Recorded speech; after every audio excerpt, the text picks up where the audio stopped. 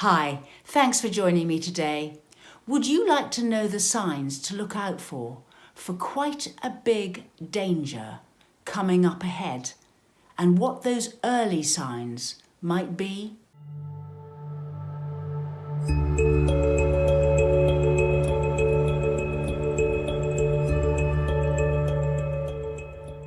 Subscribe to my channel and hit the notification bell, and I'll let you know every time I post. One of the most dangerous times as a step parent is often soon after you've met your partner. Because when you meet a new partner and the falling in love process begins and you're excited about a new relationship and you're moving forward into this new future that you are planning and hoping for with your partner, what can often happen is that your excitement and joy can kind of sort of make you not see what is going on with the stepchildren.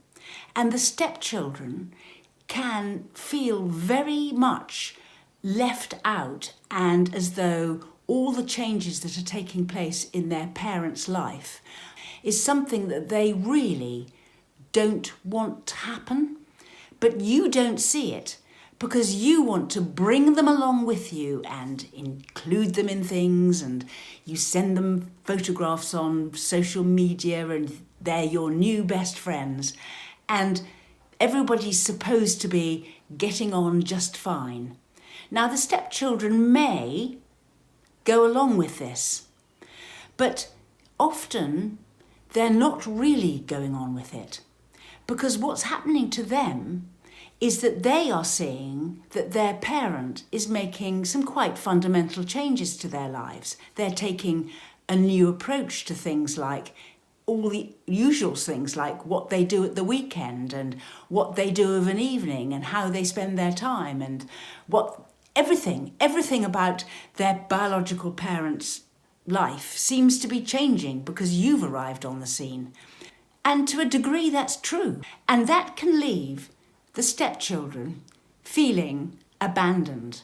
So it is worth just being mindful of the stepchildren's responses to you and your happiness and your delight in finding their biological parent as your new partner. It's worth noticing whether or not the stepchildren are responding to you in a friendly way, or are they ignoring your messages? Are they putting up blocks? Are they being less cooperative? Are they pulling back?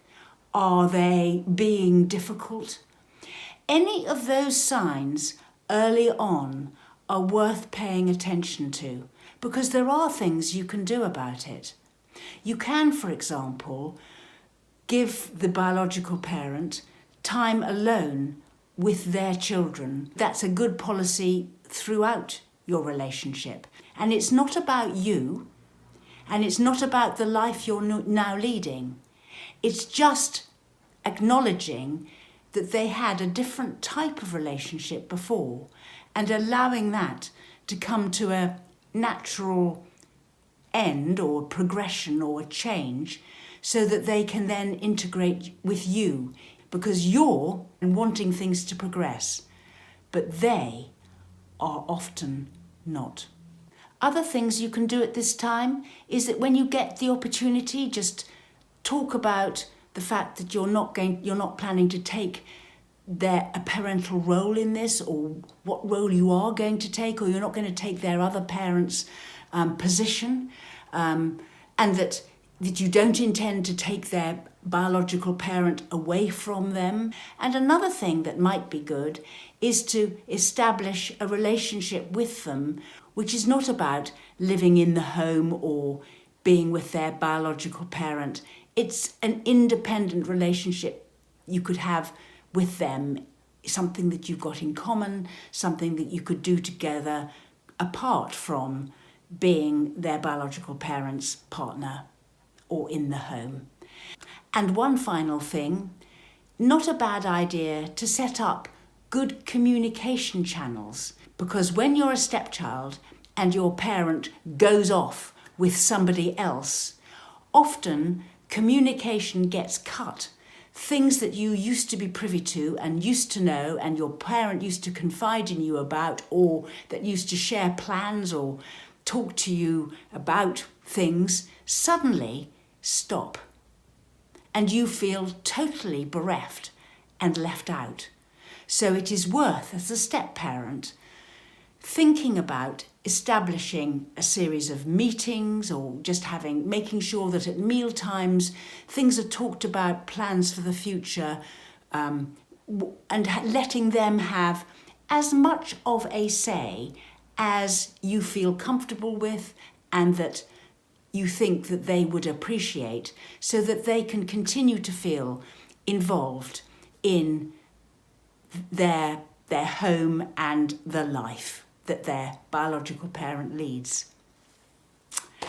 We run workshops, sessions, an email response service, and we write booklets. Look in the description box below for links to our social media and website.